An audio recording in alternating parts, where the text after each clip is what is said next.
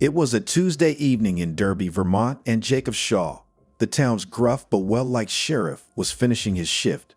The night was a shroud of ink, only interrupted by a sliver of moon and the occasional blink of far-off stars. The town was so quiet, you could hear the icy wind whispering against the leaves, rustling stories of the past.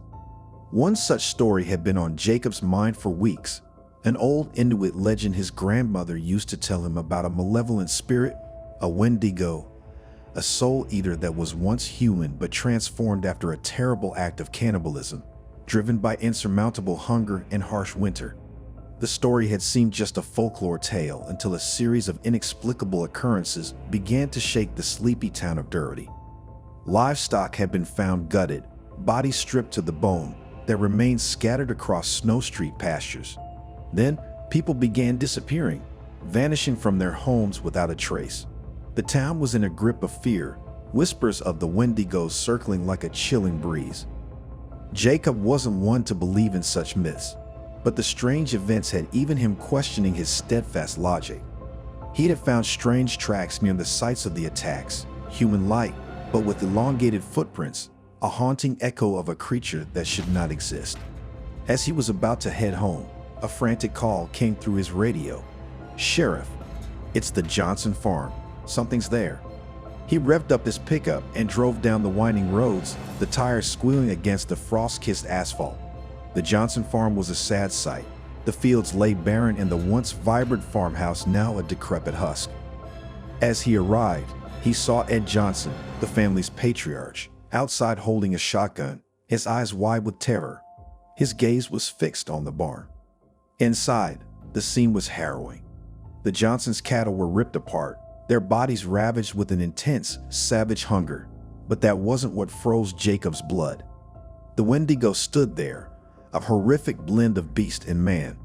Its emaciated body towered over him, its skin stretched so tight over the skeletal frame that it seemed transparent. Its eyes, sunken deep in their sockets, burned with a baleful, unending hunger. It opened its mouth, revealing rows of sharp, blood-stained teeth, letting out a haunting wail that chilled Jacob's soul. Time seemed to stop. He could feel his heart pounding against his chest, his instincts screaming at him to flee. But he was the sheriff. He couldn't run. Pulling out his service revolver, he fired at the beast, the loud bang echoing in the barn. The bullets hit the Wendigo, but it barely flinched, the wounds on its body healing as quickly as they appeared. Its gaze never left Jacob, a predator locking onto his prey. Ed appeared at the barn door, his shotgun in hand. With a terrified yell, he unloaded both barrels at the Wendigo. But like before, the wounds healed almost instantly. The Wendigo turned its attention to Ed, and with a speed that belied its size, it lunged at him. "No!" Jacob cried out, but it was too late. The Wendigo was upon Ed, and then Ed was no more. Jacob, in desperation, remembered an old part of his grandmother's tale. "It feeds on flesh, but craves the soul," she used to say. "To defeat it, you must offer it a soul it cannot resist." In a bold, almost suicidal move, Jacob locked eyes with the Wendigo and opened his mind to the beast, inviting it into his soul. The Wendigo hesitated. Its hunger-filled gaze faltered. For a moment, it seemed to human, a twisted mirror of what it once was. Then it lunged at Jacob. As the world around him faded, he felt an immense pain, but he held on, his mind tethered to the beast. They tumbled into a strange space, a battle of wills in the eerie darkness of the Wendigo's soul. Jacob saw its memories, its transformation, the countless lives it had taken. With a surge of determination, Jacob pushed back, his resolve becoming a beacon in the dark. He felt the Wendigo weaken, its hunger slowly fading. Then, with one final push, he severed the connection, returning to the physical world. He found himself back in the barn, the Wendigo gone. Ed was still dead, but the terror was over. The Wendigo was no more, but in its place, Jacob was left with a haunting memory, a piece of the creature forever etched into his soul.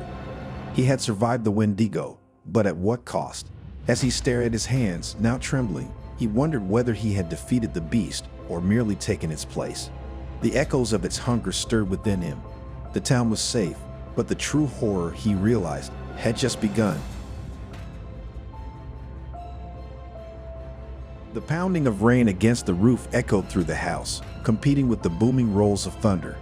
A kaleidoscope of light, like frozen lightning, cast eerie shadows across the room. I was alone, 16 years old, and my first time in this quiet, almost painfully suburban house without my parents. I hated thunderstorms, but tonight, the thrumming rain felt like a comforting blanket, muffling the rest of the world from me. Or so I thought. An hour into the storm, nestled in the comforting crevices of a worn-out couch, engrossed in an old novel, I heard it, a scraping sound, like nails dragging across the wooden siding of the house. I froze, listening. Maybe it was just a tree branch in the wind, I told myself. The wind and the storm could play odd tricks on your ears. But then it came again, a gnashing, grinding noise, louder this time, followed by a muffled thump, as though something or someone had thrown their weight against the door. A primal, icy fear crawled up my spine, my heartbeat pounding in my ears, matching the rhythm of the storm outside. Taking a deep breath, I tiptoed to the front window and peered through the slit in the blinds. It was almost impossible to make out anything in the rain-drenched darkness, save for an occasional flash of lightning that illuminated the yard in stark white light. The next peal of thunder shook the house and me with it. My breath hitched as my eyes caught a shadow, something formless and dark, huddled by the door. There was someone there, scrabbling at the doorknob, pushing against the door in rhythmic thuds. My heart pounded with a mix of terror and adrenaline. I was alone, without any immediate help. My hands shook as I reached for my phone, but just as I unlocked it, the lights flickered and went out. The storm had claimed the electricity. My fear escalated, the darkness of the house swallowing me up. The only illumination was the sporadic, ghostly glow from the storm outside. Emotions churned within me, fear, horror, and a rising paranoia. Each sound was magnified. The crack of thunder, the creaking of the house, the splatter of rain against the window, and overall, the relentless, sickening scrapes and thuds at the door. The intruder was persistent. Gulping back tears, I dialed 911. A dispassionate voice answered, promising help would come. But with the storm, it could take time. Time I wasn't sure I had. After what felt like hours, the assault on the door stopped. An eerie silence filled the house, only broken by the distant murmur of the storm. I didn't dare to breathe. I felt hunted, watched, an uneasiness pricking at my senses. Then, a guttural growl echoed from the back of the house. The intruder had moved to the back door. Suddenly, the front door burst open, the wind and rain howling through the entryway. I screamed, running towards the back of the house, away from the open door. But I skidded to a stop as the back door, too, creaked open, revealing nothing but the stormy night beyond. I was trapped. Tears streamed down my face, blending with the cold sweat beating on my forehead. Suddenly, two beams of light flooded through the front door. I heard the blare of a siren, and my knees buckled in relief. The police were here. I raced towards the front door, the rain whipping my face as I staggered outside. A figure stepped out of the police car, but it was not an officer. It was my neighbor, Mr. Harris, a sheepish look on his face. "I'm sorry, kid," he stammered. "I had one too many drinks, thought this was my house." The morning was ordinary, but to Mike, everything about it held a peculiar tinge. The way his coffee rippled in the cup, the song of the morning lark from outside, even the glow of the rising sun felt unsettling, uncanny. It was as if reality was distorting, bending, preparing him for an extraordinary ordeal. He was a city man through and through, the sort who took the elevator to his fifth-floor office because stairs were too rustic. But today, he was about to embark on a journey through the dense woods of Black Pines Wilderness, utterly alien to his concrete comfort. The woods had always been there, vast and mysterious at the edge of town, but he had never ventured. It was a sudden compulsion, an uncanny urge to experience nature at its rawest. Equipped with a hiking backpack borrowed from a friend, filled with food, a map, a compass, a flashlight, and an unsettling adrenaline, Mike began his journey. As he ventured deeper into the forest, the city's clamor diminished into an eerie silence, a quiet so profound it was almost deafening. Everything here felt ancient, untamed, beautiful yet threatening. The wilderness swallowed him whole, the dense trees closing in, their twisted branches appearing like gnarled hands reaching out for him. His heart pounded, the forest whisper and rustle turning into murmurs in his mind. Every unknown sound, every movement in the peripheral of his vision sent a fresh wave of fear coursing through his veins. The second day brought an unsettling discovery. A desolate campsite, the remnant of a fire pit still warm. Around it were strewn scattered belongings, a bent canteen, a torn sleeping bag, and a bloody shirt that sent a chilling sensation down his spine. The most disturbing find, however, was a torn piece of cloth that held 4 distinct gashes that could only have been made by the claws of a large animal, most likely a bear.